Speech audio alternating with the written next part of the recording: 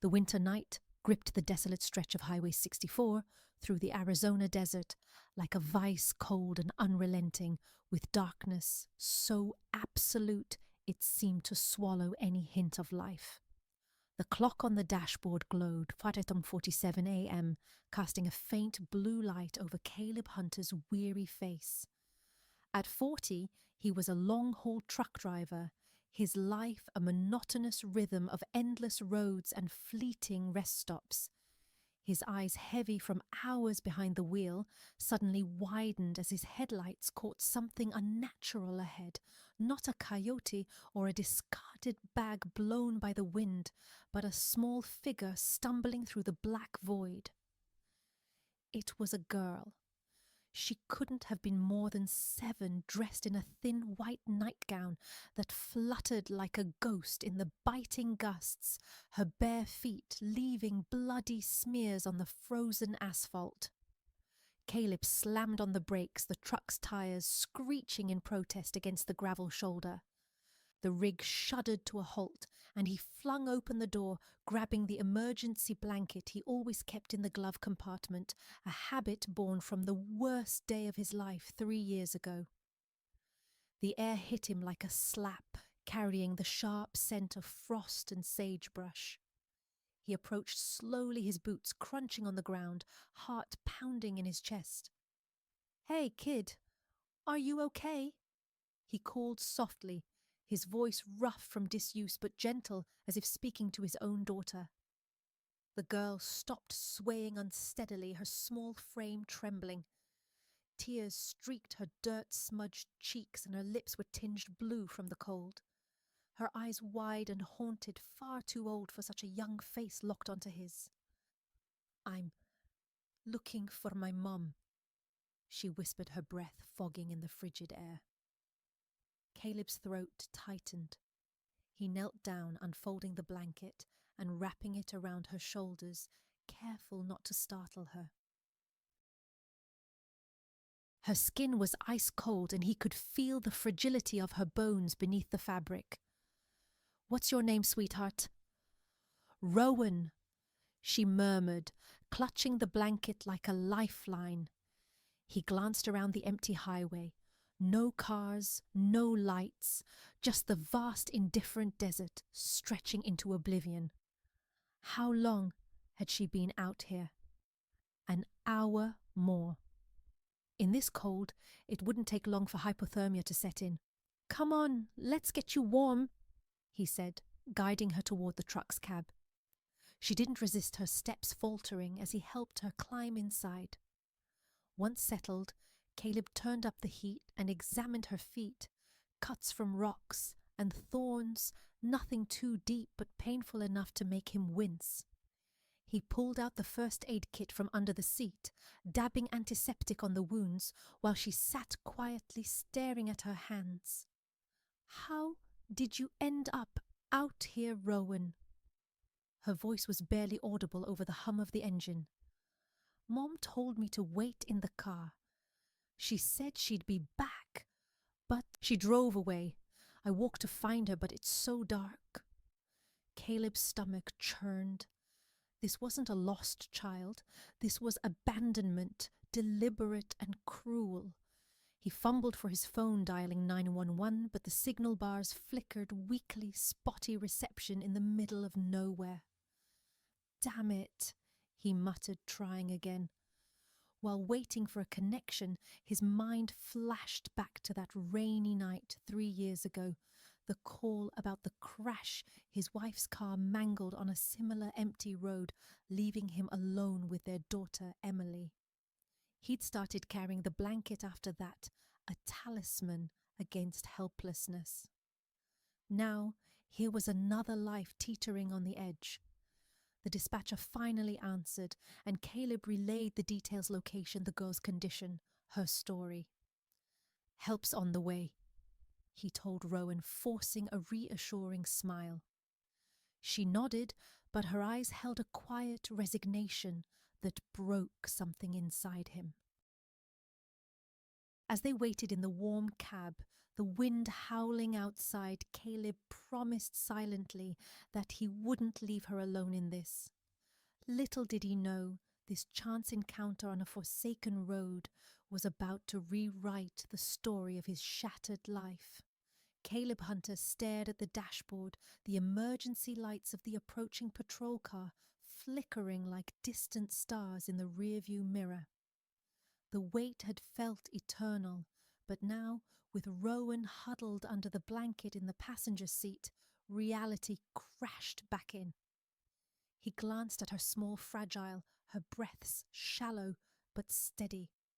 The dispatcher had promised help within 20 minutes, and here it was, cutting through the desert night. As the officer stepped out, flashlight in hand, Caleb rolled down the window. "You the one who called?" the man asked, his voice gruff but kind-weathered by years on these lonely roads. "Yeah," Caleb replied, his own voice steady despite the knot in his chest. "Found her walking alone. Says her mom left her." The officer shone the light gently on Rowan, who shrank back but didn't cry.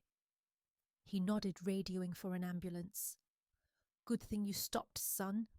This cold would have taken her by morning." Caleb stepped out, helping Rowan down as the paramedics arrived shortly after. They checked her vitals, wrapping her in warmer blankets and starting an IV for fluids. "She's hypothermic, but stable," one said. "We'll get her to the hospital in Flagstaff." Rowan clutched Caleb's sleeve as they lifted her onto the stretcher. "Uncle Caleb, will you come to the hospital?" Her voice was a whisper, laced with fear that twisted something deep inside him. He hesitated for a split second, then nodded. "I'll follow right behind. Promise." As the ambulance pulled away, sirens piercing the silence, Caleb climbed back into his truck. His hands gripped the wheel knuckles white. Who was he to get involved? He was just a trucker, hauling freight across states to make ends meet. But that look in her eyes, it reminded him too much of Emily's after the accident. 3 years ago, his world had shattered on a rain-slicked road, much like this one. His wife Sarah had been driving home from her shift at the hospital when a semi-truck hydroplaned, slamming into her car. She didn't survive. Caleb, once a promising mechanical engineer in Denver, had quit his job overnight. The thought of building machines that could fail, that could kill, was too much. Now he drove trucks, predictable, solitary work that kept him moving away from the memories. Emily, their 8-year-old daughter, lived with Sarah's mother in Colorado Springs. It was better that way. Caleb's roots kept him on the road weeks at a time, and the child support checks arrived like clockwork. Their FaceTime calls were his lifeline. Emily's giggles, her stories about school, the way she still asked about Mommy in heaven. But tonight, Rowan had cracked that armor. As he followed the ambulance lights toward Flagstaff, his mind replayed her story. Mum said wait in the car, then she drove away. How could someone do that to a child? He thought of Emily safe and warm and felt a surge of anger mixed with pity. At the hospital, the ER buzzed with quiet efficiency. Caleb paced the waiting room, coffee in hand, until a nurse called him back. "She's asking for you," she said with a sympathetic smile. Rowan lay in the bed, hooked to monitors, her feet bandaged. She looked even smaller under the harsh lights. "You came," she said, relief softening her features. "Told you I would." He sat beside her, awkward but present. "Tell me more about yourself, kid. If you want." She hesitated, then spoke in fragments, living out of their old station wagon, moving from town to town in the southwest.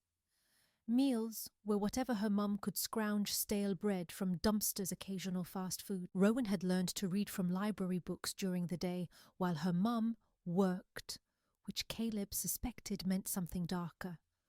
Bruises from accidents, nights alone in the car. Mum said I was too much trouble sometimes. Rowan whispered, her eyes distant. Caleb's jaw clenched.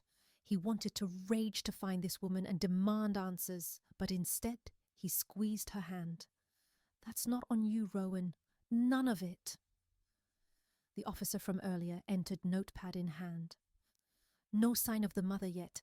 Car's probably long gone. Social services is on the way. He turned to Caleb. You saved her life tonight. Most folks would have driven right by. Caleb shrugged, but inside a quiet resolve formed. As Rowan drifted to sleep, her hand still in his, he felt an invisible thread pulling him closer, a reminder that maybe he wasn't as broken as he thought. Little did he know, this was only the beginning of a bond that would heal them both. The hospital room in Flagstaff smelled of antiseptic and stale coffee, a sterile haven cutting through the chaos of the night. Rowan lay propped up in the bed, an IV drip feeding warmth back into her veins, her bandaged feet elevated under crisp white sheets. The monitors beeped softly, a rhythmic reminder that she was alive, but the real wounds ran deeper than the cuts on her skin or the chill in her bones. Caleb sat in the uncomfortable vinyl chair beside her, his jacket draped over the armrest.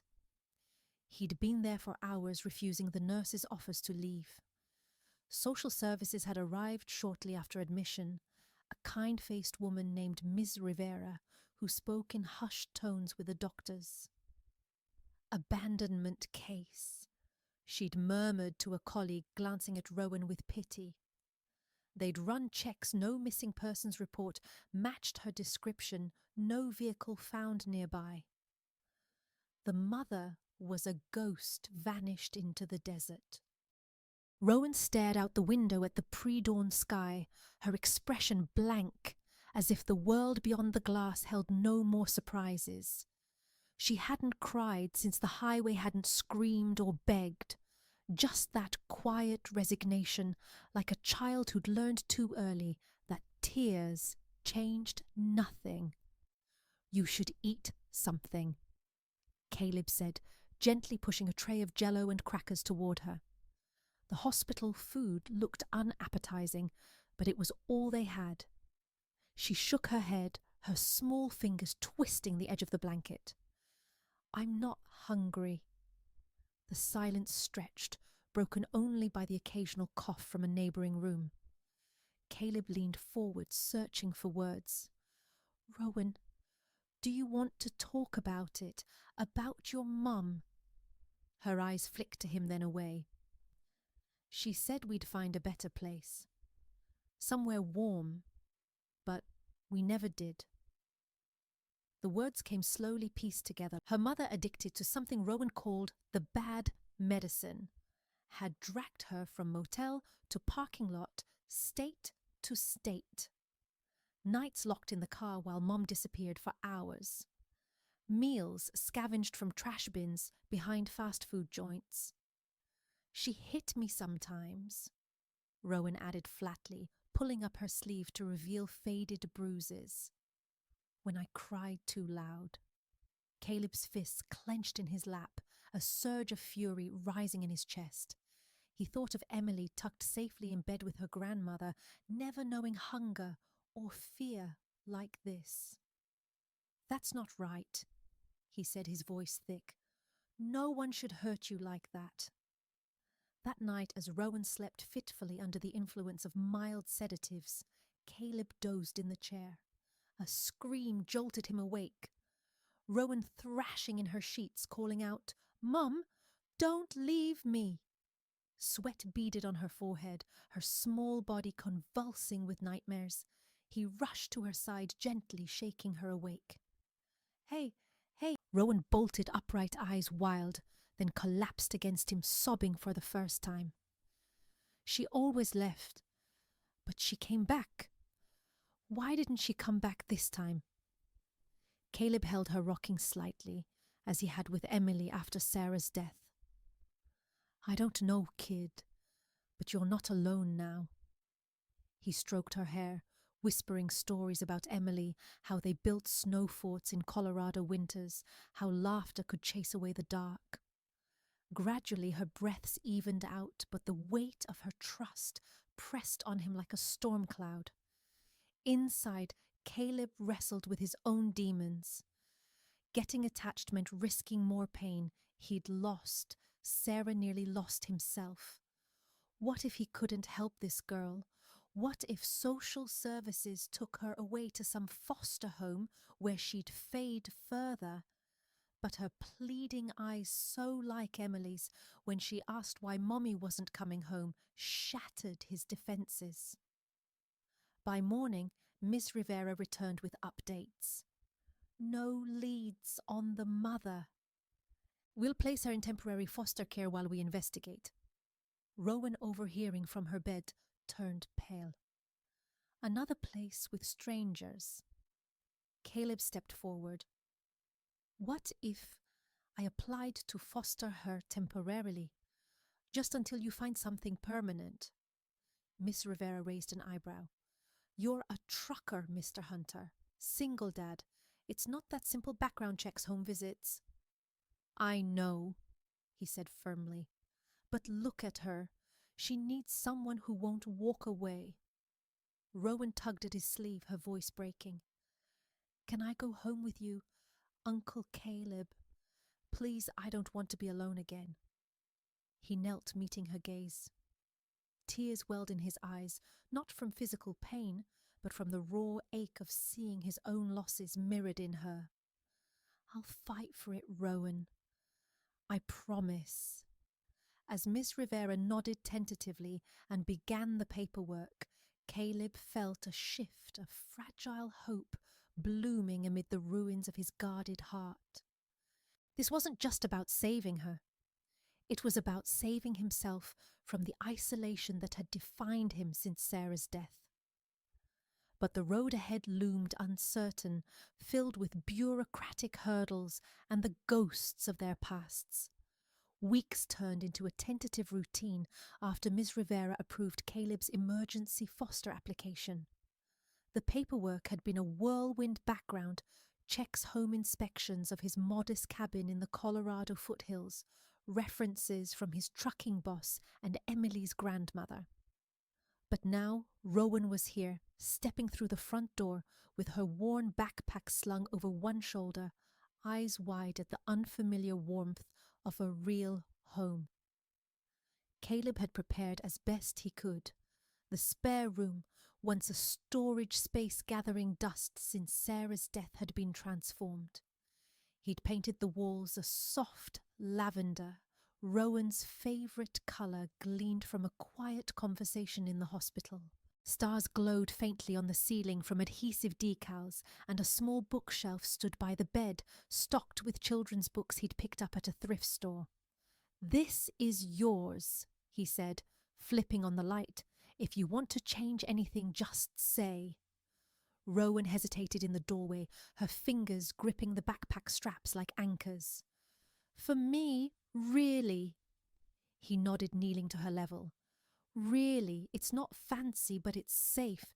And if you stay, we can make it home." She stepped inside, slowly touching the bedspread as if it might vanish. "No one's ever given me a room before." Her voice cracked, and she turned away, but not before Caleb saw the flicker of hope in her eyes. The first months were a minefield of fragile progress and setbacks. Rowan woke screaming from nightmares. Most nights, visions of endless roads and her mother's taillights fading into the dark. Caleb would rush in, sitting on the floor beside her bed, murmuring stories of his own childhood until her breathing steadied. "You're not alone anymore," he'd say, though the words felt as much for him as for her. Mealtimes were silent battles. Rowan picked at her food, hoarding crackers under her pillow out of habit. Caleb didn't push instead, involving her in simple tasks, stirring pancake batter on weekends, chopping vegetables for stew. Emily loves helping in the kitchen. He'd mentioned casually bridging the gap to his daughter. Emily's visits added light to the shadows. At 8, she was a whirlwind of energy arriving with her grandmother for weekends. The girls were wary at first, Emily curious but protective of her dad, Rowan withdrawn and watchful. But one snowy afternoon, they ventured outside building a lopsided snowman that devolved into a giggling snowball fight. Caleb watched from the porch, his heart swelling as Rowan's laughter rang out for the first time pure, unfiltered joy. Yet the trust was brittle. One evening after a therapy session where the counsellor probed too deeply into her past, Rowan bolted. Caleb found her hours later, curled in a hollow under a pine tree in the nearby woods, snow dust in her coat. "I thought you'd send me away," she sobbed as he scooped her up. "Like Mum did when I was bad."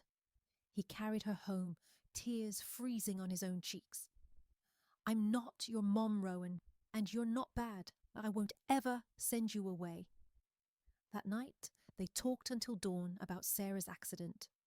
Emily's fears, Rowan's scars. It was raw, painful, but a turning point. Rowan began opening up in therapy, drawing pictures of their family with crayons, Caleb, Emily, and herself under a lavender sky.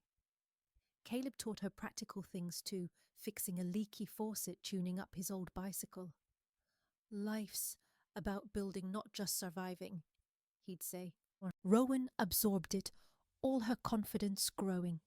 She started school making tentative friends, her grades climbing, as she devoured books from her shelf. As spring thawed the snow, the bond deepened.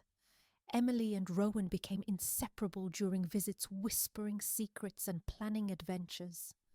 Caleb felt the emptiness in his chest easing, replaced by a fierce protectiveness for both girls. One quiet evening, as Rowan helped him wash dishes, she looked up. "Can I call you Dad, if it's okay?" His hands stilled in the soapy water. "I'd like that more than anything." Miss Rivera called soon after, her voice optimistic. "The abandonment case is closed. No contact from the mother. If you're ready, we can proceed with adoption." Caleb hung up, heart racing. The decision crystallized what he'd known for months. Rowan wasn't temporary. She was family. But the path to forever loomed with its own uncertainties, the court hearing the final seal on her past. As he watched the girls play outside, chasing fireflies under the twilight sky, he whispered a silent vow. Whatever came next, he'd fight for this fragile, beautiful new beginning. 6 months had blurred into a tapestry of small victories and quiet milestones, leading to this crisp autumn morning in the Colorado Springs courthouse. The room hummed with subdued energy, wood-panelled walls echoing soft murmurs from clerks and onlookers. Caleb sat in the front row, his hands clasped tightly, flanked by Emily on one side and Rowan on the other. Rowan fidgeted in her new red dress, the one Emily had picked out with its golden bow, her hair neatly braided, a far cry from the dishevelled girl he'd found on the highway. Emily squeezed Rowan's hand. "It's gonna be okay," she whispered, her voice a mix of excitement and nerves. At 8, she had embraced her role as big sister, sharing toys and secrets, turning their home into a haven of sibling chaos. The judge, an older woman with silver hair and kind eyes behind wire-rimmed glasses, entered her robe, swishing. The courtroom fell silent as proceedings began. Miss Rivera presented the case, the abandonment, the foster period, the evaluations praising Caleb's stability and the girls' bond. Reports highlighted Rowan's progress, fewer nightmares, better grades, a child blooming under care. When the judge turned to Rowan, the room held its breath. "Young lady," she said gently, "do you understand what adoption means?" Rowan stood, her small frame straight, voice steady but soft. It means no more waiting for someone to come back. It means staying. The judge smiled faintly. And do you want Caleb Hunter to be your legal father? Rowan's eyes met Caleb's, glistening with unshed tears. I don't need another dad. I just want to keep the one I have. A murmur rippled through the room. Caleb's throat tightened, his vision blurring. He thought of Sarah, how she'd have loved this fierce little girl, how her absence had carved a void now filling with unexpected light. The judge nodded, her gavel poised. Based on the evidence and recommendations, I hereby grant the petition. Rowan is now legally Rowan Hunter, daughter of Caleb Hunter. Applause erupted, Ms. Rivera clapping heartily, Emily jumping up with a whoop. Caleb rose, pulling both girls into a tight embrace.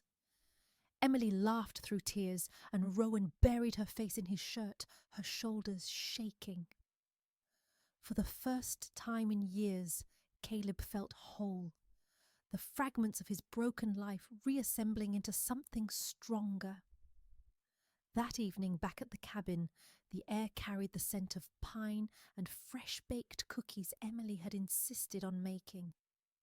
The girls played board games by the fireplace, their laughter echoing off the walls. Caleb watched from the kitchen, a quiet contentment settling over him. As bedtime approached, he tucked Emily in, first kissing her forehead. "Love you, kiddo." In Rowan's room, the lavender walls glowed softly under the lamp. She sat up in bed, clutching the stuffed bear Emily had given her months ago. "Dad," she said tentatively, the words still new on her lips. "Yeah." He sat on the edge of the bed. "I used to think being left was my fault, like I wasn't good enough." Her voice wavered. "But now, I think it was just the start. To find you and Emily." Caleb's eyes stung.